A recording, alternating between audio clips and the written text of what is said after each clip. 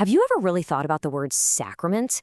You probably think it's, a purely church word. But get this, what if I told you its real story starts with pagan cults and Roman soldiers? Yeah, really. Let's dig in. So where does this word sacrament actually come from? Well, it's not a simple A to B answer. It's more like a detective story, and trust me, there are some twists you won't see coming. We're about to go on a wild ride.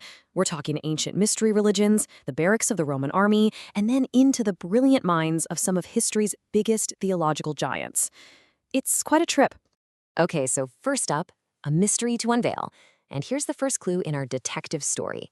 The word we're looking for isn't even sacrament. Not at first. The early Christians, the ones who spoke Greek, they didn't use that word. They called their most sacred rituals mysteries. Yep, the Greek word mysterion. So if we want to get to the bottom of what a sacrament is, we have to start here. We have to figure out what they meant by mystery. Let's talk about the roots of this mystery. What did that word mysterion even mean to people back then? To get the answer, we actually have to step outside the church for a minute and look at the world they were living in, the whole Roman Empire. You see, a mystery back then wasn't like a Sherlock Holmes story, a puzzle you had to solve. The historian Odo Castle puts it beautifully. The whole idea was about participation. You weren't just watching, you were acting with the gods, taking part in their stories through a ritual. It was about actually sharing in their divine life. And a fantastic example of this is Mithraism. It was a super popular religion, especially with Roman soldiers. The whole story revolved around a god sacrificing a sacred bull, and this act brought life to the world. So what did the followers do? They reenacted it. They had rituals, including, and this might sound familiar, a sacred meal with bread and wine. They believed that by doing this, they got a shot at rebirth. So you can see these ideas were just in the air at the time. Okay, so let's boil this all down. What is a mysterion? It's a sacred action, a ritual, that takes a huge world-saving event from a god's story and makes it happen again, right here, right now. It's like a time machine. The community gets to step into that original moment and grab onto its power. Now, the early church fathers, they saw this and thought, wow, that is a powerful idea. So they took that language and ran with it. They started describing their own rituals, like baptism and the Eucharist, as the true mysteries. They basically said, what you've seen in those other religions, that's just a shadow. We have the real thing.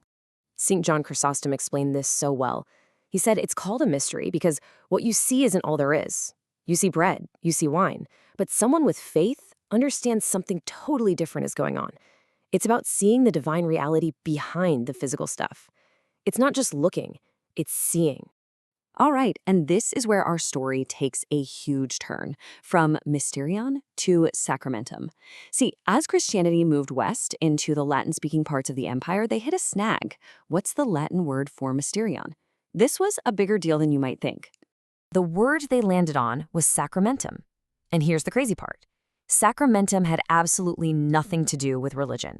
It was a word from the army, from the courthouse. This was a complete change in meaning, a huge shift. So what was a sacramentum?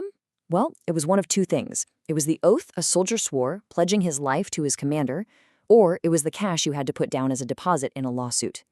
In both cases, the core idea is a binding pledge. It's a visible sign of a very serious, invisible commitment.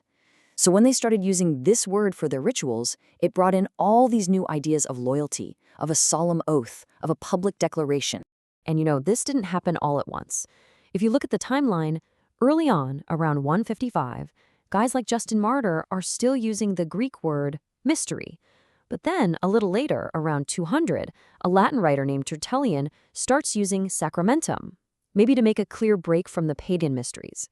And by the time we get to someone like St. Ambrose, he's actually using both words, kind of weaving the two ideas together. Okay, so now we have these two streams of thought. We have the Greek idea of mysterium, this divine event you participate in, and we have the Latin idea of sacramentum, this solemn oath.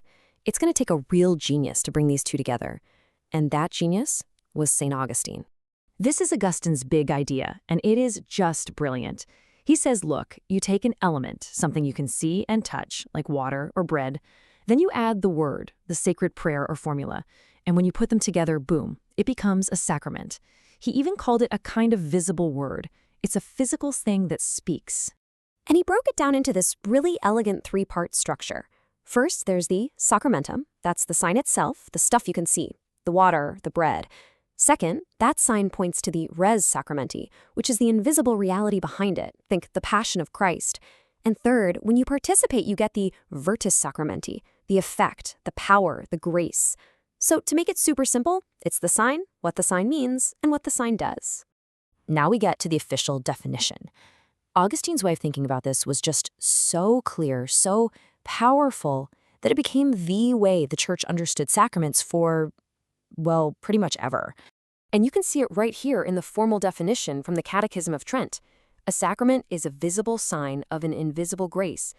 I mean, that is pure Augustine. It's his idea, codified, and it became the gold standard. What's really cool about this final definition is how it works with time. Every single sacrament is doing three things all at once. It looks to the past, remembering something like the Passion of Christ. It acts in the present, giving grace right now. And it points to the future, as a little preview of eternal life. Past, present, and future, all wrapped up in one. So just think about that journey. We started with a Greek word for diving into a God's story. It morphed into a Latin word for a soldier's oath.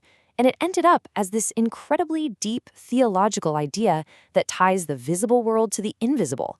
All of that packed into one single word: centuries of history. Which brings us to one last question for you to think about. Does knowing all this whole secret history, from pagan rituals and Roman courtrooms all the way to the great cathedrals, does it change how we see these ancient rites today? It definitely gives you a lot to chew on. Thanks for digging into this with me.